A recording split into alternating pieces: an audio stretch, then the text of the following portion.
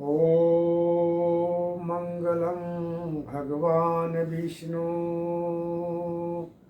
मङ्गलं गरुडध्वज मङ्गलं पुण्डरीकाक्ष मङ्गलाय तन्नो हरि। गुरुर्ब्रह्मा गुरुर्विष्णु गुरुर्देव महेश्वरा गुरुर्साक्षात् परब्रह्म तस्मै श्री गुरुवे नमः। जय श्री कृष्णा। क़यामत ज्योतिष के अंतर्गत आज एक बड़े मार्मिक और दर्द भरे दर्दनाक कथा आपको प्रस्तुत कर रहा हूँ, सुना रहा हूँ। हम जितने संसार में जीव प्राणी हैं सब हम ईश्वर के अधीन हैं, कर्मों के अंदर बंधे हुए हैं और कुछ न कुछ कर्म किए बिना हम नहीं रह सकते। और हमारे कर्मों को कौन देखता है, कैसे हम भगवान को पता है, या हमारे कर्मों को लेखा जोखा किसके पास होता है, इसका डाटा कहाँ तैयार होती है, और फिर हम इसी कर्म के अनुसार भुगते रहते हैं और आगे बनाते रहते हैं। इसी विषय पर एक बड़ी दर्दनाक कथा हम आपको सुना रहे हैं।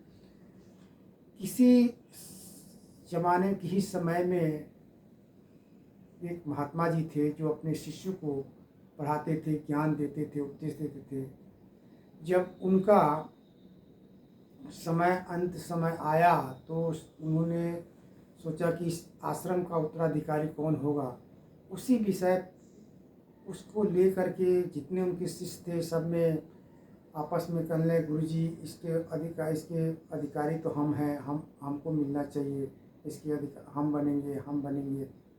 अब गुरु ने उनके जितने शिष्य थे सबको विद्या, ब्रह्म ज्ञान की विद्या, जितनी भी विद्या सबको पढ़ाए। ब्रह्म ज्ञान क्या होता है, ब्रह्म ज्ञान के बारे में बताऊंगा कि सबको गुरु जी ने, महात्मा जी ने सबको, जितने उनके शिष्य थे सबको पढ़ाए, सबको विद्या, सभी एक से एक विद्वान थे। तो ब्रह्म ज्ञान क्या होता है, ब्रह्म ज्ञानी कौन होते हैं, किसको ब्रह्म ज्ञानी कहते हैं। कहते हैं लोग, ऐसे बताया जाता है कि संपूर्ण ब्रह्म ज्ञान की प्राप्ति तभी हो सकती है जब आप ब्रह्मा जी में प्रवेश कर जाएंगे। आत्मा, परमात्मा और जीवात्मा, इस तीनों को समझने वाला जो ब्रह्म ज्ञानी, ऐसा कहा जाता है कि जो तीनों को जानता है वो ब्रह्म ज्ञानी होता है।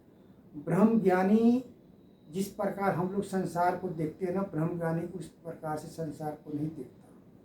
जैसे हम लोग चलते हैं उस तरह से ब्रह्म ज्ञानी, जैसे हम लोग चलते हैं उस तरह से ब्रह्म ज्ञानी नहीं चलते। तो ब्रह्म ज्ञानी इस संसार को किस तरह से देखते हैं और चलते कैसे हैं। हम भी उसी पैर से चलते हैं, उसी गाड़ी में बैठते हैं, हम सवारी का सहारा लेकिन ब्रह्म ज्ञानी उस तरह से नहीं चलते। और ब्रह्म ज्ञानी जो होते हैं, आप संसार को जिस तरह से देख रहे हैं उस तरह से ब्रह्म ज्ञानी संसार को नहीं देखते। तो ब्रह्म ज्ञानी के लक्षण क्या होते हैं, ब्रह्म ज्ञानी होते कैसे हैं, तो उसी विषय में महात्मा जी ने अपने जितने शिष्य थे सबको ब्रह्म ज्ञान का उपदेश दिया, सबको सब विद्या पढ़ा करके बताया।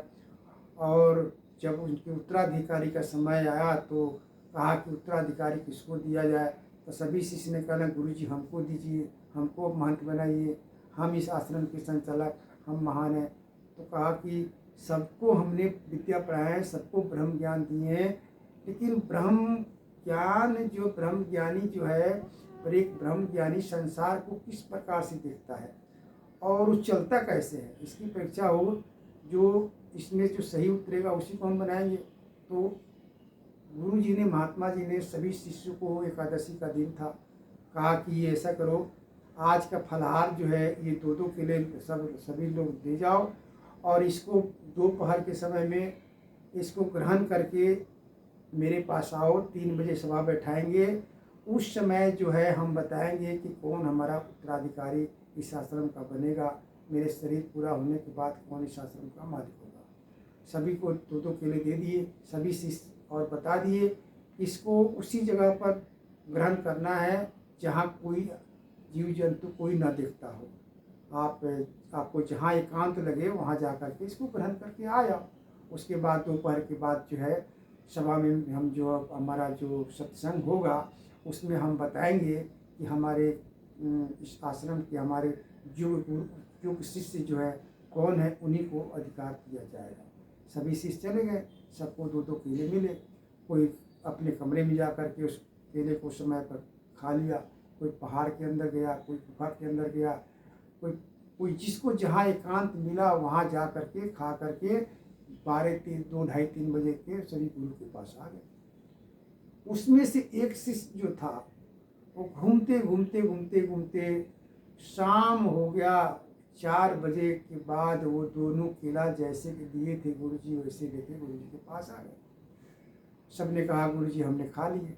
हमने तो गुरुजी ने सबसे पूछे आपने केला खाया? हाँ जी हमने खाया। कहाँ खाया? तो हम तो कमरे में बंद करके खा लिए, कोई देखा ही नहीं। सब ने अपने अपने स्थान बता दिए। हम तो किसी पेड़ के पास गए, वहाँ कोई नहीं था। हम जंगल में गए, हम पहाड़ की गुफा में गए, हम अमुक स्थान पर गए, वहाँ एकांत में सुनसान था, कोई नहीं था। हम कमरे में बैठ के खाए, हम दरवाज़ा बंद करके खाए। जो शिष्य जो सबसे पीछे आया उससे पूछा गया कि आपने केला नहीं खाया? कहा गुरुजी हमने केला नहीं खाया। तो आपने केला क्यों नहीं खाया? तो वो शिष्य जो जवाब दिया कि संसार के जितने स्थान हैं, जल थल वायुयान जितने भी हैं, मकान जो भी है, उन सब जगहों पर मैं गया। जब भी मैं केला खाने के लिए तैयार हुआ तो मेरे को सभी देवी देवता मर्दुगन अष्टवसु संसार के सभी जीव प्राणी मेरे को दिखाई देने लगे। कोई ऐसा स्थान नहीं मिला जो हम केले को खाते समय न देख रहा हो। जब भी हम केला खाने के लिए तैयार हुए तो हमको सब चारों तरफ देवता लोग खड़े दिखाई दिए। भूत प्रेत राक्षस गण मरुदगण जितने भी हमारे इस लोक पर लोक तीनों लोक में जितने जीव प्राणी हैं उसको सब दिखाई दिया। गुफा के अंदर गया, वहाँ भी उसको दिखाई दिया। जल के अंदर गया, जल में भी दिखाई दिए। कमरे में बैठ करके देखा, वहाँ भी दिखाई दिया। तो उन्होंने कहा गुरुजी हमको कोई संसार में ऐसा स्थान नहीं मिला जहाँ पर जो है एकांत हो और हम इस केले को खाएं तो कोई ना देखता हो। सब जगह हमको दिखाई दिया। गुरु ने कहा बड़ा आश्चर्य की बात है, तो आपको कोई ऐसा स्थान नहीं मिला जहाँ पर नहीं कोई देख रहा हो? नहीं, हमको कोई ऐसा स्थान नहीं मिला जहाँ पर कोई नहीं देखता हो। तो गुरु ने उसी शिष्य को उस आश्रम का उत्तराधिकारी बताया, उसका अधिकारी सौंपे और बताए कि ब्रह्म ज्ञानी जो होता है, ब्रह्मा की बनाए हुई चीज़ जो है उसको ब्रह्म ज्ञानी जो ब्रह्मा के जितने संसार में जो सृष्टि किए हुए वो सब कुछ उसको दिखाई देता है। सब में ब्रह्मा है, हर चीज़ में ब्रह्मा की, हर चीज़ में आप कहीं भी चले जाएं, मकान के अंदर, घर के अंदर, धरती के अंदर, पानी के अंदर, जल के अंदर, गुफा के अंदर, किसी जगह पर चले जाएं, कोई ऐसा जगह नहीं है जो परमात्मा जीवात्मा जो है परमात्मा आपके कर्मों को नहीं देखते हैं। उसने सिद्ध कर दिया कि कोई ऐसा स्थान नहीं है जो इस चीज़ को भगवान देवता लोग और राक्षस भूत प्रेत 50 इसको नहीं देखते हैं। तो सही मायने में उसी शिष्य को ब्रह्म ज्ञान की प्राप्ति हुआ था और उसने बताया उस दृष्टि से एक ब्रह्म ज्ञानी जो होता है इसी दृष्टि से देखता है कि जो भी हम कर्म करते हैं उस पूरे संसार में कहीं भी करते हैं, या मकान के अंदर हो या किसी के अंदर हो, हम मनुष्य से पर्दा कर सकते हैं, किसी जीव प्राणी से कर सकते हैं, लेकिन जो परमात्मा ईश्वर है, देवता है, भूत प्रेत यक्षगण जो है उनसे हम कभी पर्दा नहीं कर सकते हैं। वो हमारे कर्मों को देखते रहते हैं और उसी हिसाब से जो चलता है जीवन के आगे अपने रास्ते अपने जीवन लीला को आगे बढ़ाता है, कदम रखता है कि हमें कोई गलती नहीं करना है, पैर को फूंक फूंक कर रखना है, उसी को ब्रह्म ज्ञानी कहा जाता है। कि ब्रह्म ज्ञान आपको भी ब्रह्म ज्ञान की प्राप्ति आप भी समझ रहे हैं, लेकिन आप उस पर नहीं चलेंगे। आप कमरे के अंदर बैठ करके कोई गलत काम करेंगे और कहेंगे हमें तो कोई दिखा ही नहीं। आप चोरी करेंगे, कहा किसी ने हमको दिखा ही नहीं। आप झूठ बोलेंगे, कहेंगे कि हमको कोई सुना नहीं, कोई दिखा नहीं। तो आप जानते हुए भी आपको ब्रह्म ज्ञान की प्राप्ति नहीं होती, और अगर हो भी गई तो उस पर आप चलेंगे नहीं। इसी को कहा गया है कि जो ब्रह्म ज्ञानी होते हैं वो जिस प्रकार हम लोग देखते हैं, आप देखते हैं, उस तरह से वो नहीं देखता। जिस प्रकार से हम लोग चलते हैं उस तरह से वो लोग नहीं चलते, उसको ब्रह्म ज्ञानी कहते हैं। तो उसी शिष्य को ब्रह्म ज्ञान की प्राप्ति हुआ और महात्मा जी ने उस शिष्य को जो है उस आश्रम का उत्तराधिकारी बताया। तो हमारे कर्मों का लेखा जोखा डाटा जो है एक एक क्षण का, एक एक पल के जो है परमात्मा, देवता लोग, ईश्वर सब साक्षी होते हैं।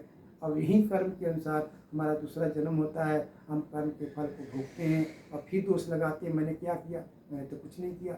हमारे जन्मों जन्मों के कर्म जो साक्षी हैं, जो आत्मा में हमारा जो उसकी डाटा जो हमारी आत्मा में रखा हुआ है उसी को कहते हैं आत्मा और परमात्मा। जीवात्मा और परमात्मा को मिला देता है और जीवात्मा को जो समझता है वही ब्रह्म ज्ञानी होता है।